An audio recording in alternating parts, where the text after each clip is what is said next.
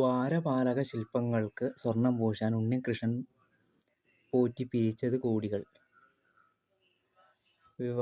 വിവാദമൊഴിവാക്കാൻ 7 പവന്റെ മാല മാളികപ്പുറം ക്ഷേത്രത്തിന് നൽകി. കണക്കുകൾ പരിശോധിച്ച് ദേവസ്വം വിജിലൻസ്. പോറ്റി അറിഞ്ഞിട്ട പേരാന്ന് തോന്നുന്നു പുള്ളിക്ക്. ഇപ്പോഴാ പേരിനൊരർത്ഥം ഉണ്ടായത്. പുള്ളി എടുത്തുകൊണ്ട് പോയത് പുള്ളിക്കും പുള്ളിയുടെ കുടുംബത്തിനും വേണ്ടി പോറ്റാൻ വേണ്ടി എടുത്തു. ദേവസ്വം കമ്മീഷൻ ഈ രാഹുലേശ്വരും പറയുന്നു, മിക്കവരും ഇതിനെക്കുറിച്ച് പറയുന്നത് ഈ തിരുവിതാംകൂർ ദേവസ്വം ബോർഡ്. ദേവസ്വം ബോർഡ് എന്ന് പറഞ്ഞാൽ ഏറ്റവും വലിയ കള്ളന്മാർ, കള്ളാന് കഞ്ഞി അല്ലെ ബിരിയാണി വെച്ചവന്മാർ. കാരണം എന്ന് പറഞ്ഞാൽ ഇവരൊന്നും ശരിക്കും വിശ്വാസികളുമായിട്ട് അവിടെ ഇരിക്കുന്ന ആൾക്കാരല്ല. ആ വിശ്വാസികളൊക്കെ തന്നെ. അതുകൊണ്ടാണ് ഭഗവാന്റെ ഒരു ദൈവഭയവും ഇല്ല. ദൈവഭയം ഉള്ള ഒരുത്തനാണ് ഈ ഭഗവാനെ കുറിച്ചൊരു മോശം ഒരു വാക്ക് പോലും ചിന്തിക്കില്ല, പേടിച്ചിട്ട്.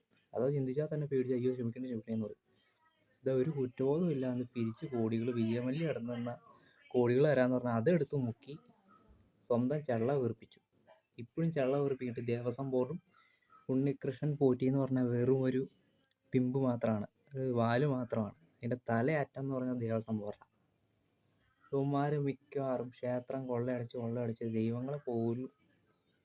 ചിലപ്പോൾ നമ്മളിപ്പോൾ കാന്താരം ഞാനിപ്പോൾ കണ്ടിട്ട് വന്നത്, അതിനകത്ത് ദൈവബന്ധനം എന്നൊക്കെ പറഞ്ഞാൽ ദൈവങ്ങളെ ബന്ധിപ്പിച്ചു എന്നൊക്കെ പറയുന്ന ഒരു സംഭവമില്ലേ, ജയറാമേട്ടനൊക്കെ ചെയ്യണേ. ആ പരിപാടി തന്നെയാണ് ഇവിടെ നടക്കുന്നത്. ദൈവബന്ധനം. അവരെ ബന്ധിപ്പിച്ച് അവരെ സാധനങ്ങളൊക്കെ എടുത്തുകൊണ്ട് പോവുക. അവർ കിട്ടുന്ന പൈസ മുഴുവൻ എടുത്ത് ചെള്ള വീർപ്പിക്കുക.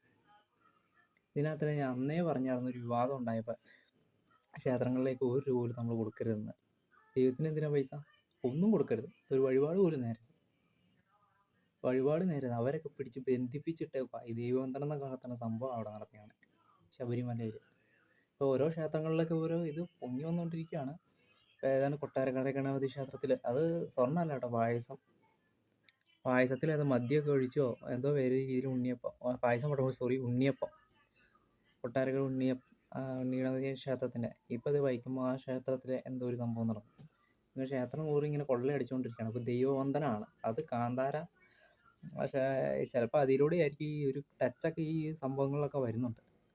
അതിൽ ദൈവബന്ധനം അതിപ്പോൾ സിനിമയിലല്ലെങ്കിൽ ഉണ്ടല്ലോ, ഇപ്പോൾ റിയലായിട്ട് നടന്നുകൊണ്ടിരിക്കുക.